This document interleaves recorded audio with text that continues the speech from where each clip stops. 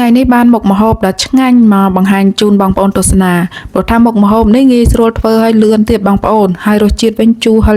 តិចៗនិយាយថាឆ្ងាញ់ខ្លាំងមែនទែនសាច់ជ្រូក3ជាន់យកមកលាយគ្រឿងបែបនេះបងប្អូនហើយហាន់ស្ដើងនិយាយថាញ៉ាំទៅឆ្ងាញ់ខ្លាំងមែនទែនខ្ញុំចូលចិត្តមុខម្ហូបណាដែលធ្វើទៅលឿនឆាប់បានញ៉ាំអញ្ចឹងបងប្អូនហើយព្រោះថាមិនសូវចំណាយពេលយូរដោយសារតែមិនសូវមានពេលអញ្ចឹងហើយមកមុខនេះខ្ញុំគិតថាធ្វើលឿនហើយចំណាយពេលតិចអញ្ចឹងហើយគឺងាយស្រួលធ្វើណាស់បងប្អូនហើយ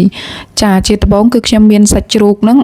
ចំនួន1ដុំសាច់ជ្រូក3ជាន់ណាបងប្អូនចង់ដាក់ទាំងអស់ក៏បានឬក៏ធ្វើតាមការចូលចិត្តតិចឬច្រើនអញ្ចឹងណាខ្ញុំមាន1ដុំហ្នឹងបានថ្លឹងអីទេបងប្អូនហើយគឺវះយកឆ្អឹងចេញបន្ទាប់មកខ្ញុំមានខ្ទឹមបារាំងហើយនិងខ្ទឹមក្រហមគឺហាន់ស្ដើងបងប្អូនខ្ទឹមបារាំងនិងខ្ទឹមក្រហមបងប្អូនដាក់កាន់តែច្រើនកាន់តែឆ្ងាញ់ហើយគល់ស្លឹកគ្រៃខ្ញុំប្រើតែ1គល់ទេហាន់ស្ដើងដូចគ្នាដែរបន្ទាប់មកខ្ញុំមានក្រូចឆ្មាហ្នឹងយើងមិនសូវដាក់ច្រើនអីម៉ានទេព្រោះក្រូចឆ្មាចំហៀងធំចេះដាក់តែមួយចំហៀងហ្នឹងគឺល្មមតែម្ដងហើយបងប្អូនហើយចាហើយខ្ញុំមានម្ទេសដែរបងប្អូនដាក់ម្ទេសបន្តិចមកទៅត្រូវគ្នាអញ្ចឹងណាសាំផ្នែកបន្លែផ្នែកអីហ្នឹងគឺមានតែប៉ុណ្្នឹងទេឥឡូវយើងដាក់ដាំទឹកឲ្យពុះសិនមកយើងយកសាច់ជ្រូកយើងមកស្រោះហើយស្រោះនឹង6-7នាទីហ្នឹងគឺឆ្អិនហើយបងប្អូនព្រោះថាសាច់ជ្រូកយើងហាន់រៀងស្ដើងអញ្ចឹងទៅស្រោះឆាប់ឆ្អិនទេចាស្រោះឲ្យឆ្អិនល្អអញ្ចឹងមកយើងស្រង់ដាក់ចានសិនណាបងប្អូនយើងមកលាយគ្រឿងវិញខ្ញុំមានស្ករស1ស្លាបព្រាបាយឬក៏ស្ករអំពៅខ្ញុំមានប៊ីចេងបន្តិចផងដែរហើយនឹងទឹកត្រីនឹង3ស្លាបព្រាបាយបងប្អូន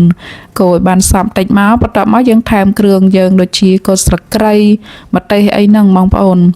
ចាកូរឲ្យសព្វបន្តិចមកបន្ទាប់មកទៀតហ្នឹងគឺយើងត្រូវច្បាច់ក្រូចឆ្មាចូលទៅចាក្រូចឆ្មាដាក់តាមការចូលចិត្តណាបើសិនជាចូលចិត្តជូរយើងដាក់រៀងច្រើនតិចទៅបើមិនសូវចូលចិត្តជូរទេយើងអាចបន្ថយបានចាបន្តមកទៀតគឺយើងត្រូវការដាក់ម្ទេសហុយចំពោះម្ទេសហុយនេះបងប្អូនចង់ដាក់ក៏បានអត់ក៏បានដែរព្រោះថាខ្ញុំដាក់ឲ្យមានពណ៌ហើយអត់សូវហឹរទេបងប្អូនពេលដែលយើងធ្វើម្ហូបទៅខ្ញុំនៅថែមម្ទេសកូរ៉េថែមបន្តិចទៀតដើម្បីយកពណ៌ឥឡូវយើងដាក់ខ្ទឹមក្រហមនិងខ្ទឹមបារាំងយើងចូលទៅបន្ទាប់មកយើងដាក់សាច់ជ្រូកយើងចូលដែរបងប្អូនហើយយើងចាប់ផ្ដើមច្បល់គ្រឿងឬក៏ថែមគ្រឿងផ្សេងថែមទៀតណាហើយខ្ញុំថែមអង្ករលីងបន្តិចបងប្អូនដាក់តែ1ស្លាបព្រាបាយហ្នឹងទេយើងលីងហើយយើងដាក់កិនឲ្យម៉ត់ឬក៏បុកឲ្យម៉ត់ចឹងមកយើងលាយ1ស្លាបព្រាបាយទៅកូរច្បល់ឲ្យបានសព្វហើយខ្ញុំថែមម្ទេសកូរ៉េហ្នឹងណាដូចខ្ញុំថាចឹងខ្ញុំចង់បានពណ៌រាងក្រហមបន្តិចបងប្អូនដើម្បីឲ្យមើលទៅមុខម្ហូបយើងមានពណ៌ស្អាតហើយរសជាតិកាន់តែឆ្ងាញ់ផងដែរមុខម្ហូបនេះបងប្អូនមិនសូវចេះហឹរកុំដាក់ម្ទេសច្រើនពេកគឺដាក់ល្មមបានហើយព្រោះថាខ្ញុំចូលចិត្តរាងហឹរតិចល្មមដែរអញ្ចឹងខ្ញុំដាក់ប៉ុណ្ណឹងគឺអត់សូវហឹរខ្លាំងទេបងប្អូនហើយ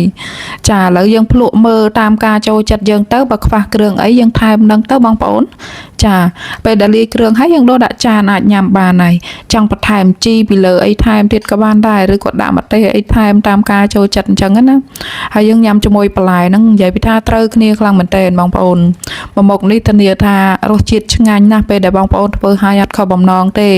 ហើយញ៉ាំទៅឆ្ងាញ់ខ្លាំងមែនទែនជាពិសេសបើបានជួបជុំគ្នាអីហ្នឹងគឺត្រូវណាបងប្អូនហើយថ្ងៃណាដែលខ្ញុំមិនសូវមានពេលខ្ញុំចូលចិត្តរកមុខម្ហូបណាដែលធ្វើទៅលឿនឆាប់បានញ៉ាំបងប្អូនព្រោះថាអញ្ចឹងទៅយើងចំណេញពេលយើងមានពេលធ្វើអីផ្សេងទៀតអញ្ចឹងណាហើយមុខម្ហូបនេះយើងញ៉ាំជាមួយនឹងសាឡាត់ស្រួយបែបនេះនិយាយថាត្រូវគ្នាបងប្អូន